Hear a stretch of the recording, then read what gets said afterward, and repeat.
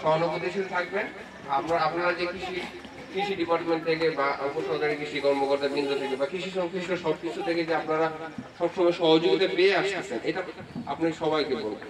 পাশাপাশি আপনারা যে নতুন নতুন প্রযুক্তিগুলোর মাধ্যমে কিভাবে উপকৃত হচ্ছেন, সেই উপকারের কথা সবার মাধ্যমে ছড়াই দেবেন। দেখেন, এই নানা রকম ভয়ঙ্কর অবস্থা হয় এবং এখানে কিন্তু প্রচুর মানুষ মারা যায়। সবার কিন্তু এই যে ঘটনাগুলো যদি স্মরণ করে, তাহলে কিন্তু বিভীষিকাময় একটা ঘটনা আমাদের মধ্যে দেখে। সেই সময় অনেক প্রফেশন আছে, তারা স্কুল কলেজ থেকে সবকিছু বন্ধ করে দিচ্ছে এবং আপনারা প্রতিকূল পরিস্থিতি মোকাবেলা করার মতো যথেষ্ট সামর্থ্য আছে, সাহস আছে এবং আপনাদের উদ্দীপনা আছে, আগ্রহ আছে। পাশাপাশি আপনারা যেমন মাঠে তখন ছিলেন বিপদের মধ্যে, সেই বিপদের পাশে কাদেরকে কৃষি সংশ্লিষ্ট যারা ডিপার্টমেন্টের উপসহকারী কৃষি কর্মকর্তা আমাদের পেয়েছেন না? তো যখন আপনি কোনো মানুষের কাছ থেকে সাহায্য সহযোগিতা পাবেন বা বিপদের পাশে পাবেন, তখন সেই জিনিসটার প্রতি কৃতজ্ঞতা প্রকাশ করা উচিত। তার মানে আসলে সফলতা দীর্ঘস্থায়ী হয় না। তাই আমি আপনাদের কাছে আর্নেস্ট রিকোয়েস্ট করবো যে আপনারা কৃষি ডিপার্টমেন্টের প্রতি সবাই সহনশীল থাকবেন এবং যদি কোনো ধরনের কোনো সমস্যা পড়ে, সাথে সাথে সংশ্লিষ্ট উপসহকারী কৃষি কর্মকর্তা বৃন্দ সহ উপজেলা কৃষি অফিসে যোগাযোগ করে এই জিনিসটা সমাধান করবেন। আপনার যে কোনো সমস্যা হোক না কেন, এই সমস্যার সমাধান তো দিবে উপজেলা কৃষি অফিস, তাই না? বা উপসহকারী কৃষি কর্মকর্তা, তাই ওনাকে জানান।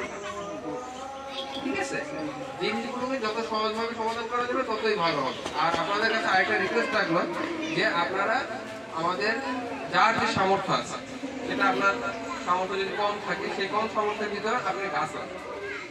আপনি আজকে যদি গাছ লাগান, সেই গাছের বেনিফিটটা পাবে আপনার পরবর্তী প্রজন্ম, আপনার সন্তান বা তার সন্তান। তা আমরা যদি কিছুই না করি, তাহলে আমাদের পরবর্তী প্রজন্ম কিভাবে দিবে?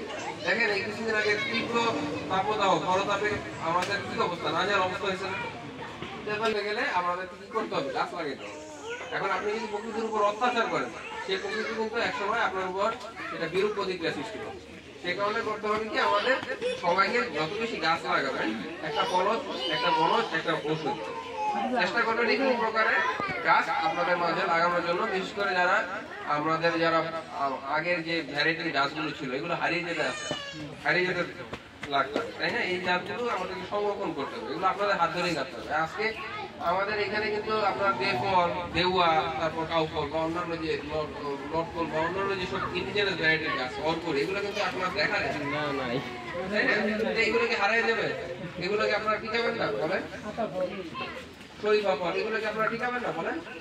হারিয়ে যাবে টক করে। এইসব গাছগুলো কিন্তু কমে যাচ্ছে, এটা কিন্তু আপনার প্রাকৃতিক বিপর্যয়ের লক্ষ্য।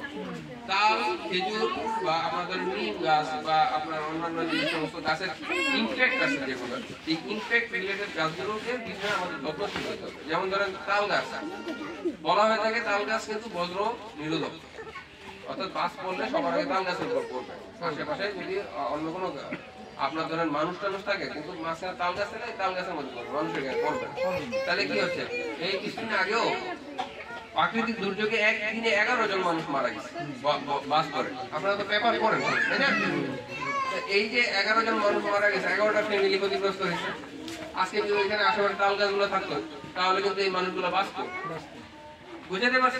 প্রত্যেকটা জিনিসে কিন্তু সৃষ্টিগত প্রদত্ত একটা সিস্টেমেটিক বই আছে, সেই বইগুলোকে আমাদেরকে সম্মান করতে হবে। যদি আপনারা তাল গাছ লাগান, এখানে যদি খেজুর গাছ হয়, বা আপনারা ধরেন যে এই মানে বজ্র কন্ট্রোল করার জন্য যে গাছগুলো আছে, এগুলো যদি আমরা রাস্তার পাশে বা বাসার কাছে লাগাই, তাহলে আপনার বাসাটা নিরাপদ থাকবে, বাসার মানুষগুলো নিরাপদ থাকবে, তাই না?